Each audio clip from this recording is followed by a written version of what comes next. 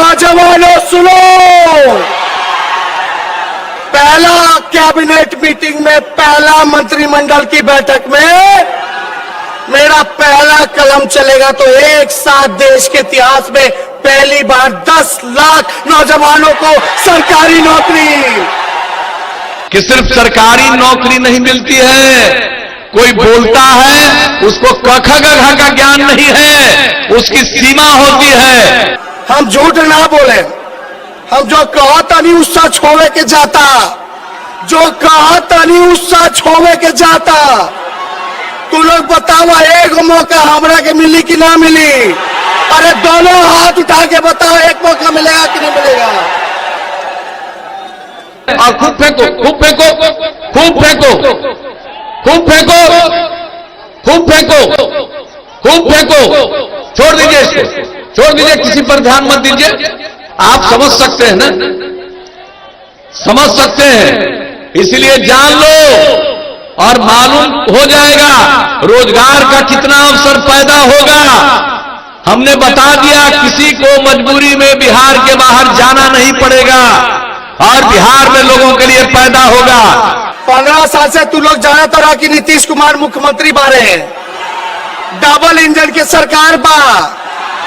दिल पे हाथ रख के बोला, जब तू लोग ब्लॉक जावेला, थाना जावेला, तो बिना चढ़ावेला को काम होला?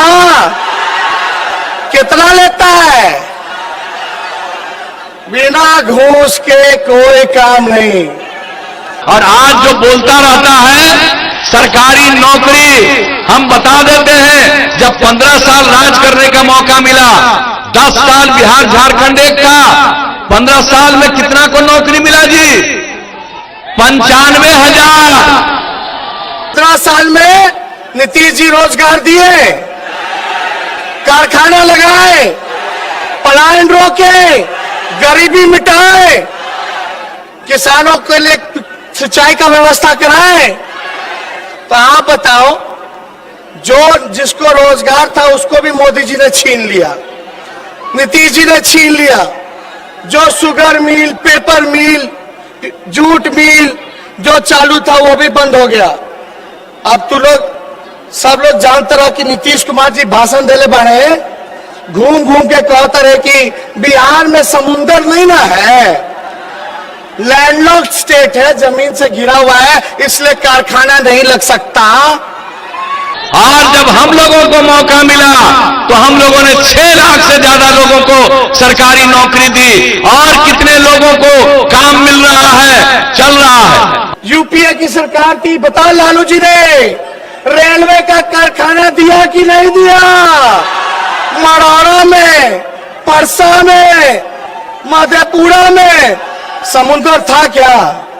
चलो मान लेते लैंडलॉक्ड स्टेट के है, दिक्कत हो रही है, कारखाने नहीं लग रहे, नौकरी नहीं दे सकते नीतीश जी, तो हम तो इतना कहना चाहते हैं कि पंजाब भी लैंडलॉक्ड स्टेट है, राजस्थान भी लैंडलॉक्ड स्टेट है, हरियाणा भी लैंडलॉक्ड स्टेट है, और बिहार से 1/4 जितना छोटा छोटा राज्य है, लेकिन बिहार का गरीब मजदूर, किसान भी मजदूर बनने पर कोई उपाय नहीं। मजदूरी जाता है कि नहीं पंजाब, जाता है कि नहीं हरियाणा? क्योंकि वहां कारखाने हैं। बिहार में क्यों नहीं है भैया? क्यों नहीं है? और सबसे बड़ी बात है कि सिर्फ सरकारी नौकरी नहीं मिलती है, कोई बोलता है उसको क ख ग घ का ज्ञान नहीं है, उसकी सीमा होती है। मंत्री बनते ही पहला अगर मेरा कलम चलेगा, सुनो नौजवानों सुनो, पहला कैबिनेट मीटिंग में, पहला मंत्रिमंडल की बैठक में मेरा पहला कलम चलेगा तो एक साथ देश के इतिहास में पहली बार 10 लाख नौजवानों को सरकारी नौकरी। अरे रोजगार चाहिए, सरकारी नौकरी चाहिए। बताओ, हम झूठ नहीं बोलेंगे, हमको लंबा राजनीति करना है। हम ठेठ बिहारी है, ठेठ बिहारी, जो कहा तरी ओकरा के पूरा करे। हमार डीएनए भी शुद्ध बा, बुझाता ना।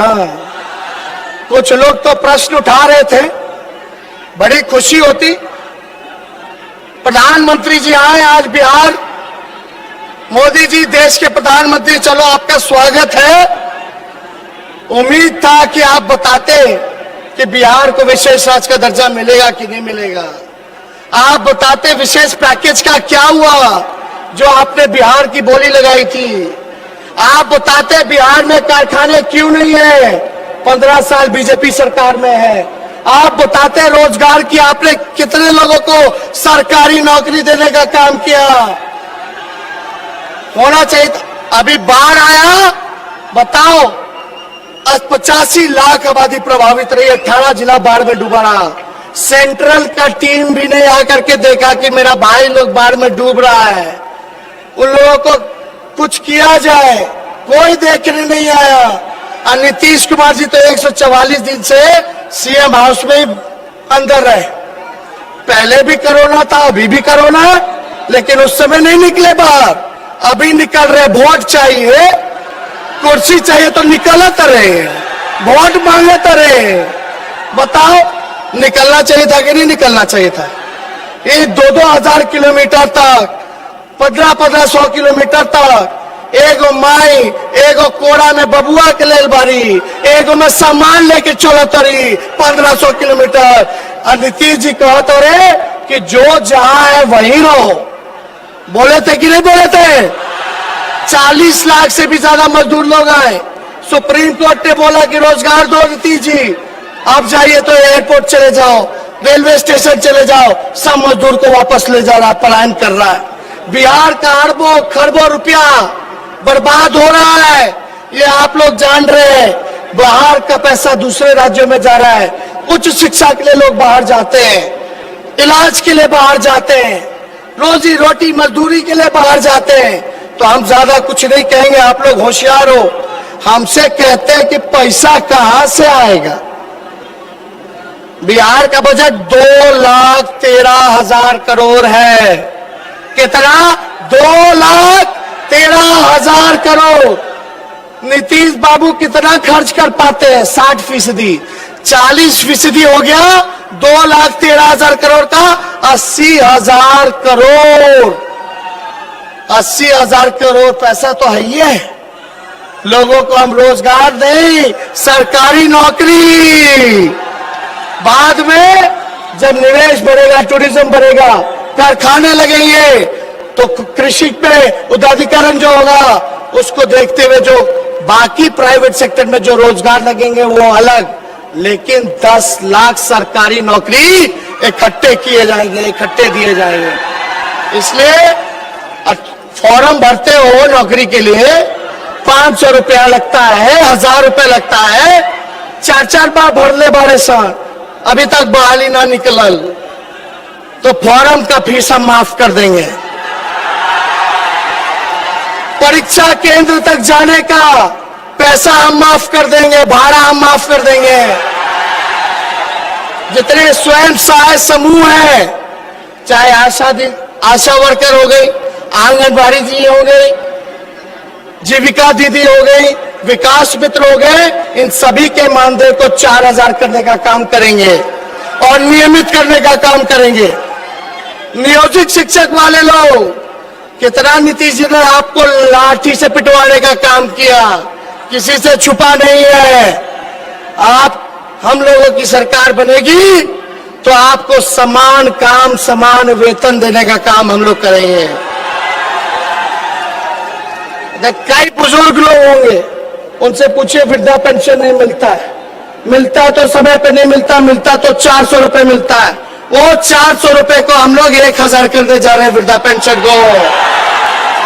तो ज्यादा कुछ नहीं कहना भाई लोग, मुद्दे की बात करें। देखो हम नौजवान हैं, नया सोच है, नया बिहार बनाना है, तरक्की की बात होनी चाहिए, मुद्दे की बात होनी चाहिए। युवा, किसान, बेरोजगार, मजदूर, शिक्षा, स्वास्थ्य, इन पे बात होनी चाहिए। आप लोग एक मौका दीजिए, नए सोच के हैं, नया बिहार बनाना है। हर जात के लोगों को, हर धर्म के लोगों को, हर वर्ग के लोगों को हम साथ लेकर के चलने का काम करेंगे, किसी को पीछे नहीं छोड़ेंगे, किसी को पीछे नहीं छोड़ेंगे। तो ज्यादा कुछ नहीं, चाहे स्वर्ण जाति के हो, चाहे पिछड़े जाति के हो, चाहे अति पिछड़े जाति के हो, चाहे दलित जाति के हो, चाहे आदिवासी भाई हो, चाहे अल्पसंख्यक भाई हो, सब लोगों को साथ लेकर के चलेंगे। और देखिएगा, कुछ लोग चाहते हैं कि जो है मुद्दे से भटकाया जाए, लेकिन बटना नहीं है, काम की बात होनी चाहिए। कुछ लोग चाहेंगे जात के नाम पे लड़ाएंगे, कुछ लोग धर्म के नाम पे लड़ाएंगे, लेकिन बिहार के लोग इस बार बेरोजगारी के मुद्दे पे लड़ेंगे, काम के मुद्दे पे लड़ेंगे, किसान मजदूर के मुद्दे पे लड़ेंगे। तो ज्यादा कुछ हम ना कहेंगे। तो लोग हाथ उठा के हमरा के राहुल जी के निश्चिंत कर दो, अरे निश्चिंत कर दो हाथ उठा करके, अरे जितावे के बना।